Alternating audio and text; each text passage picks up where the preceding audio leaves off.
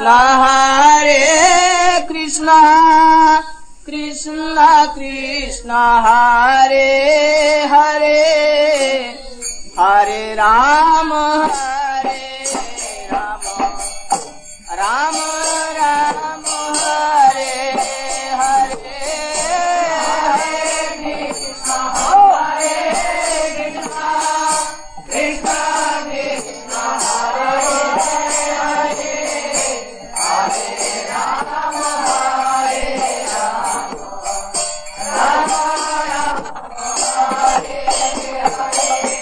ओम अज्ञानतिमिरन्धस्य ज्ञानाञ्जनशलाकया चक्षुरुन्मिलितं येन तस्मै श्रीगुरवे नमः। जय श्री कृष्ण चैतन्य प्रभु नित्यानंद श्री अद्वैत गदाधर शिवासादि गौर भक्त वृंदा। हरे कृष्ण कृष्ण कृष्ण हरे हरे हरे राम राम राम हरे हरे। हरे कृष्णा। श्रीमद् भगवद गीता अध्याय 1 श्लोक नंबर 15। पांचजन्यम ऋषिकेशो देवदत्तं धनंजयः पौंड्रम दद्मौ महाशंखं भीमकर्मावृकोदरः। ऋषिकेश श्री कृष्ण ने 5 जन्य, अर्जुन ने देवदत्त तथा भयंकर कार्यों को करने वाले भीम ने पौंड्र नामक महाशंख बजाया। भीष्म पितामह के शंख बजाने के पश्चात अब श्री कृष्ण और अर्जुन अपने दिव्य शंखों पर शंखनाद कर रहे हैं। भगवान का शंख दिव्य है और उस शंख का भी एक सुंदर नाम है पांचजन्य। जैसे पिछली बार वर्णन किया था कि भगवान के द्वारा प्रयुक्त हर वस्तु दिव्य है, वह प्रत्येक वस्तु चिन्मय है, वह श्री बलदेव जी का प्रकाश है। अपने नारायण स्वरूप में भगवान नारायण के रूप में 4 चीजों को धारण करते हैं, शंख, चक्र, गदा और पद्म, और ये सभी के सभी वस्तुएं दिव्य स्वरूप हैं। विशेषकर शंख की तो मंदिर में पूजा की जाती है नारायण स्वरूप के समान ही। दक्षिणाव्रत शंख, जिस पे शंख के चिन्ह देखे जाते हैं, उनको भगवान की सेवा में प्रयोग किया जाता है और इस दक्षिणाव्रत शंख की भी भगवान के नाई ही पूजा की जाती है। यहाँ पर श्री कृष्ण को ऋषिकेश, अर्जुन को धनंजय और भीम को वृकोदर कहा गया है। संस्कृत भाषा में हर वर्ण का और वर्णों से बने हर शब्द का बहुत ही गूढ़ अर्थ है। उस हर नाम के पीछे कोई ना कोई विशेष कारण है। यहाँ पे जितने भी नाम हैं वो उस व्यक्तित्व के लीला, गुण और क्रिया के अनुसार हैं। श्री कृष्ण को कहा गया ऋषिकेश। ऋषिक का अर्थ है इंद्रियां और ईश का अर्थ है स्वामी। जो इंद्रियों का स्वामी है उसको कहा जाता है ऋषिकेश। किसकी इंद्रियां? हमारी इंद्रियां, हर जीव की इंद्रियां। हर जीव की इंद्रियों के स्वामी भगवान श्री कृष्ण स्वयं हैं और ये भगवान परमात्मा के रूप में हर जीव के हृदय में स्थित हैं। श्री कृष्ण 18वें अध्याय के 61वें श्लोक में अर्जुन को कहते हैं, ईश्वरः सर्वभूतानां हृद्देशे अर्जुन तिष्ठति। हे अर्जुन, मैं सभी जीवों का स्वामी हूं और परमात्मा स्वरूप में उनके हृदय में अवस्थित हूं। और यह परमात्मा जो हमारे हृदय में हमारी आत्मा के साथ अवस्थित हैं, वो हर समय हमारी हर क्रिया को एक साक्षी के रूप में देख रहे हैं। हम भले अपने पूर्व जन्मों को भूल जाएं, इस जन्म के भी जो हमने कुकृत्य सुकृत्य करे हैं उनको भूल जाएं, लेकिन परमात्मा जो हमारे हृदय में बैठे हैं उनको हमारे पूर्व के सर्व जन्म और इस जन्म की भी हर क्रिया का पूर्ण ज्ञान है। इस आत्मा और परमात्मा को हमारे शास्त्रों में दो पक्षियों के समान बताया गया है।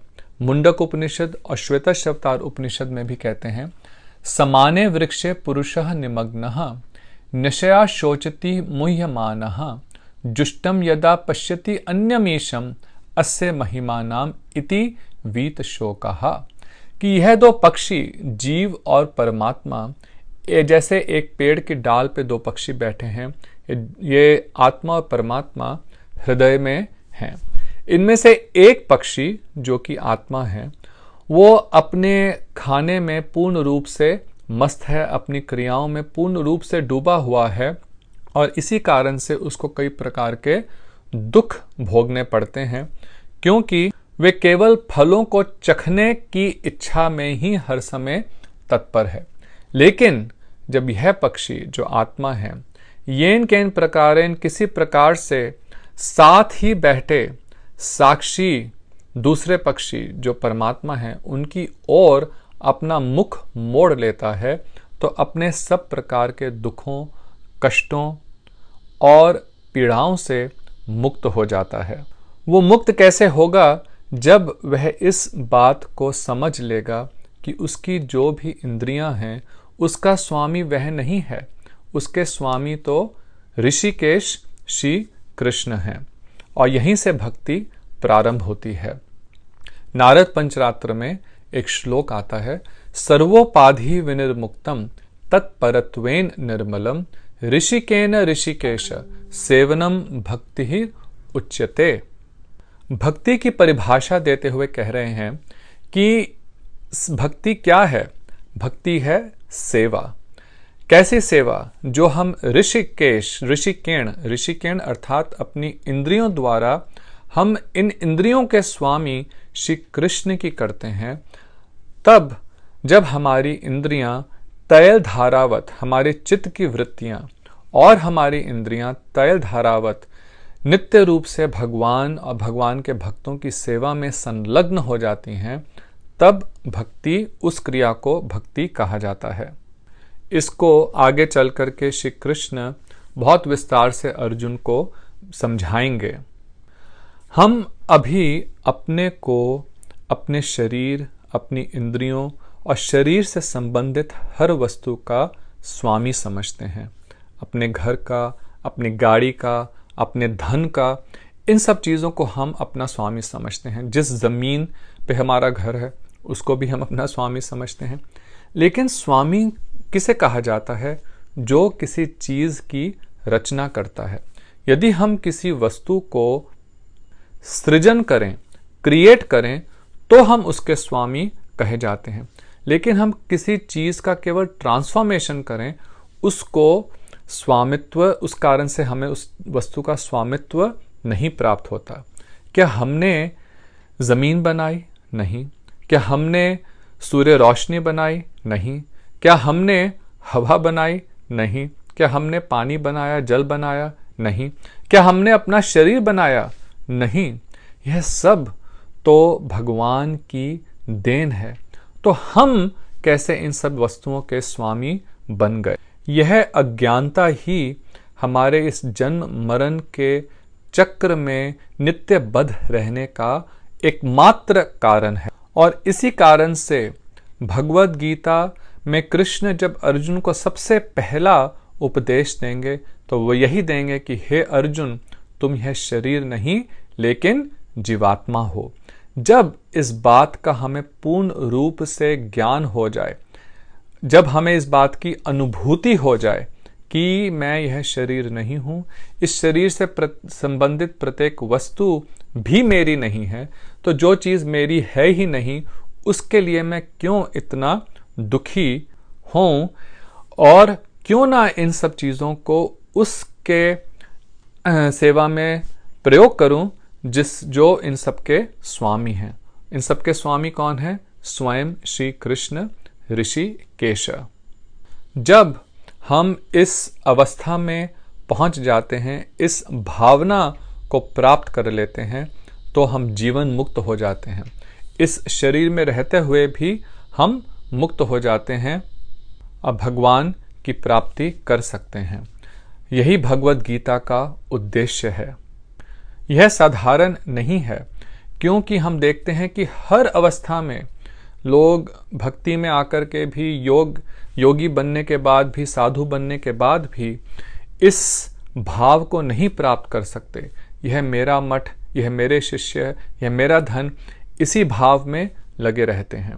तो इसलिए यह साधारण नहीं है, लेकिन फिर भी हम प्रयत्न करेंगे। हमारे आचार्य लोगों ने यह मार्ग प्रदर्शित करा है, जिसको हम लोग यदि बहुत सिंसियरली उसको फॉलो करें तो अवश्य यह भावना प्राप्त होगी, यह रियलाइजेशन, यह अनुभूति प्राप्त होगी कि हम, यह शरीर नहीं है और यह शरीर, यह इंद्रियां, सब कुछ भगवान की सेवा के लिए ही है। अब यहां पर अर्जुन को धनंजय कहा गया। इसका अर्थ है धन को जय करने वाला। धनम और जय दो शब्दों को मिलकर के बना धनंजय। अर्जुन को यह नाम दिया गया तब जब वह अपने गुरु द्रोणाचार्य जी को गुरु दक्षिणा देने के लिए द्रुपद को युद्ध में हराया। जैसे हमने पहले वर्णन किया था कि द्रुपद ने अपना आधा राज्य द्रोणाचार्य जी को देने का वायदा किया था, लेकिन वह अपना आधा राज्य नहीं दिया। अर्जुन ने उनको हरा करके सारा धन, उनका राज्य ला करके अपने गुरु के चरणों में दे दिया, तब उनका नाम पड़ा धनंजय। यहाँ पे अर्जुन को धनंजय कहने और भगवान कृष्ण को ऋषिकेश कहने में एक बहुत गूढ़ तात्पर्य है, क्योंकि अर्जुन जो भी युद्ध करते थे उसमें वो निश्चित ही विजय होते थे, और इस युद्ध में भी उनकी विजय निश्चित है। अर्थात कौरवों की सब धन संपत्ति अर्जुन को प्राप्त होगी, वो उसको जय करेंगे। लेकिन जब उसको वो जय करेंगे, उसको जीत करके उसके स्वामी बन जाएंगे, तो उसका क्या करेंगे? क्या वो उसको अपने इंद्रियों के सुख भोग के लिए, अपने परिवार के सुख भोग के लिए, इन सब चीज़ों के लिए इस धन संपत्ति का प्रयोग करेंगे? जैसा अधिकतर देखा जाता है, यदि आप एक बहुत बड़ी लॉटरी जीत जाएं, खूब धन प्राप्त होगा, तो सबसे पहले मन में यही भावना आती है कि मैं कैसे इस धन को अपने सुख भोग के लिए इस्तेमाल करूं। लेकिन यहाँ पे कहा गया नहीं, धनंजय क्या करेंगे? ऋषिकेन, जो उनकी इंद्रियों के स्वामी हैं, श्री कृष्ण, जो धन संपत्ति उनको इस युद्ध के अंत में प्राप्त होगी, वो सब की सब भगवान की सेवा में उसका प्रयोग होगा। श्री कृष्ण के शंख को यहाँ पे 5 जन्य कहा गया। श्री भक्तिवेदांत नारायण महाराज जी अपनी टीका में बताते हैं कि इसका क्या कारण है। श्री कृष्ण ने गुरु ग्रह में अपनी शिक्षा समाप्त करने के बाद गुरु दंपत्ति से कुछ गुरु दक्षिणा ग्रहण करने के लिए अनुरोध किया। उन्होंने समुद्र में डूबकर मृत पुत्र को जीवित कर उन्हें गुरु दक्षिणा के रूप में मांगा। श्री कृष्ण ने समुद्र के अधिष्ठात्री देवता वरुण से अनुसंधान पाकर समुद्र में रहने वाले 5 जन्य नामक असुर को मारा, जिसने गुरु पुत्र को निगल लिया था, किंतु गुरु पुत्र उसके पेट में नहीं प्राप्त हुआ। श्री कृष्ण ने वहां से महाकालपुरी में उपस्थित होकर वहां से गुरु पुत्र को लाकर उसे दक्षिणा के रूप में गुरुदेव को प्रदान किया। श्री कृष्ण ने 5 जन्य के बाह्य अंग को ही अपने 5 जन्य शंख के रूप में ग्रहण करा।